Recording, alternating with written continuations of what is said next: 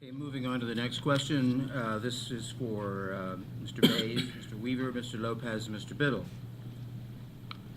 What do you judge to be the most effective instrument so far in school reform in D.C. public schools? The one most effective instrument so far. And what instrument has been missing or underutilized that offers promise of continued success? Mr. Mays. In my estimation, I think the most important thing that has happened is that we've begun a conversation. The fact that we've highlighted this 16 years ago, I sought the Ward 1 City Council seat. At that time, I said we need to fix our schools. If we don't fix our schools, our city is going to continue to decline. And for a generation, we lost a generation of children when we did not act at that time. Now we had that conversation going. It is going full blast.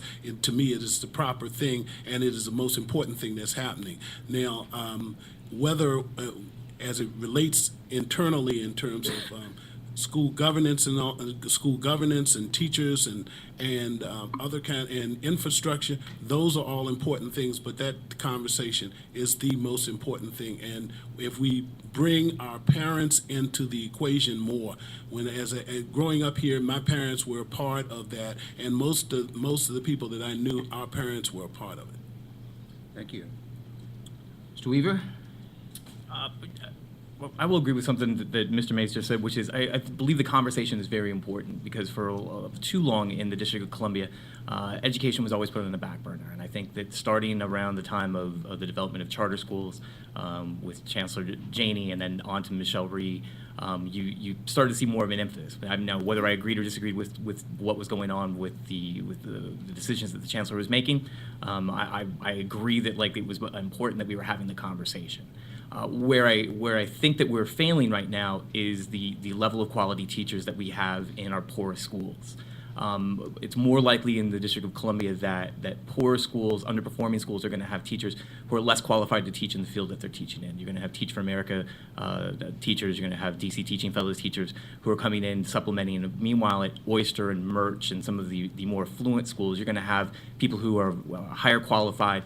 You're going to have surround services. You're going to have PTAs that are supplementing salaries. And right now we create a system that creates a haves and have-nots. And I would like us to come up with incentives to find ways to keep those teachers in the most underperforming schools. Okay, thank you. Mr. Lopez. I'm very happy that we now have the impact evaluation system in our public schools. Gone are the days where we continue to graduate young men and women in the city who cannot read and write. Gone are the days when we continue to send young people out into the workforce knowing that they are not qualified for it. So I want to see that continue. I'm happy with the new teachers contract that was overwhelmingly supported by the teachers union last year.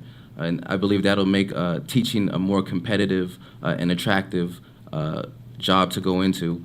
I'm happy that schools are getting renovated. Again, gone are the days when boilers are not working, you have to shut down schools. Kids are going into classrooms every time it rains. Water's coming into the class. Some of the changes I would love to see, I want to see us update our curriculum. I think it's outdated, it's not relevant, it's not keeping young people involved and engaged, and we need to do more around parental involvement. We have a lot of parents who are illiterate. We need to help them. We need to empower them to take ownership of their children's education. Thank you, Mr. Biddle. Yeah, I think without a doubt, the most effective instrument in education and education reform clearly is the quality of the teacher. And we have done a lot in the last few years to better support and better identify and frankly to attract great teachers and keep them in our school system. And that undoubtedly has to continue. We now are able to pay and compensate teachers at a much greater rate than other surrounding jurisdictions, which now puts us in a position to effectively poach some top teaching talent and keep people who we've been losing from the system for years, who were feeling that they were getting better respect and better compensated in other jurisdictions. What's missing or underutilized? Well, we've been at education reform in the district for a decade and a half through the innovations in charter schools. And what we have fundamentally failed to do, and was one of the promises when we started down this path, was that people would innovate, we'd find best practices, and we would scale them.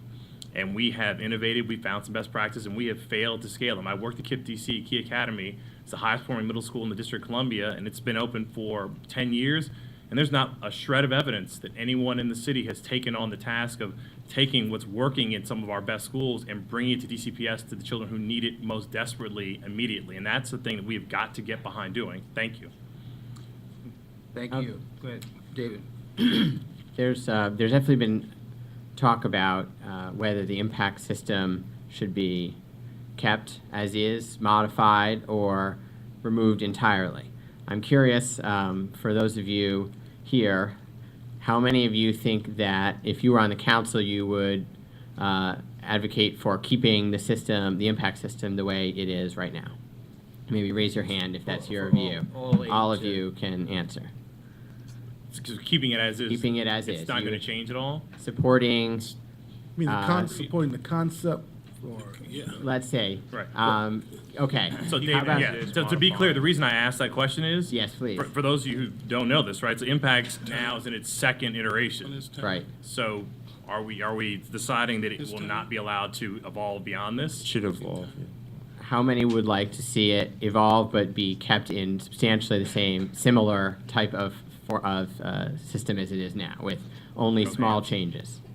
Well, I would just say that, you know, the Well- impacts, I mean, you gave us a bit of a Sure, go chance. ahead. I'd be happy to let you have a follow-up. The impact system has only been voted on and approved. It has not been technically implemented. There's 733 teachers that are on the bubble that are minimally effective. So now we have to see whether or not this impact system is going to move them to the effective category. So that's why I'm asking you, is this in concept? The ultimate goal, yes. The impact, the impact itself is supposed to achieve an ultimate goal of highly qualified, good teachers. So yes, I Okay. agree with that. But me- we have to get to that point. All right, since we don't have a lot of time, let me ask it this way. How many of you think that we need substantial reform of the impact system versus either keeping it as is or small tweaks? In other words, is it we're on the right track with the impact, or are we on sort of the wrong track and we need to make fairly substantial changes? So how many think right track? Right track.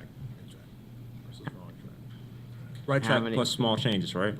All right, so Just making sure. I'm trying to get you guys to record about what these changes maybe need to be, but that's, okay. We'll come back to something like this.